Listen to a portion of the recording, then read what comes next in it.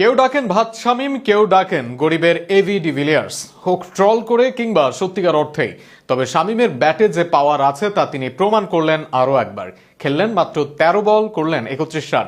নিউজিল্যান্ডের 183 রানের টার্গেটে যখন ধুঁকতে থাকার কথা টাইগারদের, তখন তার তাণ্ডবে যেন 12 বল হাতে রেখে জিতল লিটনের দল। শামীমের পারফরমেন্স নিয়ে আরও থাকছে প্রতিবেদনে। ক্রিকেটে ফিনিশার শব্দটি বরাবরই কিছুটা দুর্লভ ছিল, তবে সাম্প্রতিক পারফরমেন্সে সেই শূন্যতা পূরণের ইঙ্গিত দিচ্ছেন শামীম হোসেন পাটোয়ারি। তার ব্যাটিং স্টাইল, আগ্রাসন এবং ম্যাচের শেষ দিকে গতি বাড়ানোর সক্ষমতা তাকে আলাদা করে তুলছে সমসাময়িকদের থেকে। ম্যাচের শুরুটা ভালো ছিল না বাংলাদেশের জন্য। দুই ওপেনার দ্রুত বিদায় নেওয়ার পর 21 রান করে ফিরে যান অধিনায়ক লিটন দাসও। এমন অবস্থায় চাপ সামলে মিডল অর্ডারে পাল্টা আক্রমণ শুরু করেন তাওহিদ হৃদয়, পারভেজ হোসেন ইমন এবং শামীম। হৃদয় অ্যাঙ্করের ভূমিকা পালন করে 188.88 স্ট্রাইক রেটে ইনিংস সাজালেও ইমন ও শামীম খেলেছেন আরও আক্রমণাত্মক ভঙ্গিতে।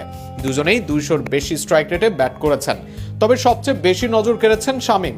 6 নেমে মাত্র 13 বলে 31 রানের অপরাজিত ইনিংস খেলেন তিনি, যার স্ট্রাইক রেট দাঁড়ায় 238.46, প্রায় 300-র কাছাকাছি এক বিস্ফোরক ইনিংস। তার ইনিংসে ছিল 2টি ছক্কা ও 3টি চার। বিশেষ করে তার ব্যাক সাইডে হাঁকানো নো লুক 6 আজ সবচেয়ে বেশি চর্চিত। অন্যদিকে ইমন 14 বলে 28 রান করেন, আর হৃদয় পরে অপরাজিত 51 রানের ইনিংস খেলে ম্যাচ সেরার পুরস্কার জেতেন। শামীমের ব্যাটিংয়ের সবচেয়ে বড় শক্তি তার 360 ডিগ্রি শট খেলার দক্ষতা।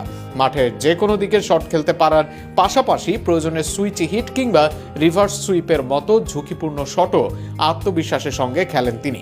তার টি-20 ক্যারিয়ারের স্ট্রাইক রেট 136-এর বেশি, যা প্রমাণ করে তিনি নিয়মিতভাবে দ্রুত রান তোলার সক্ষমতা রাখেন।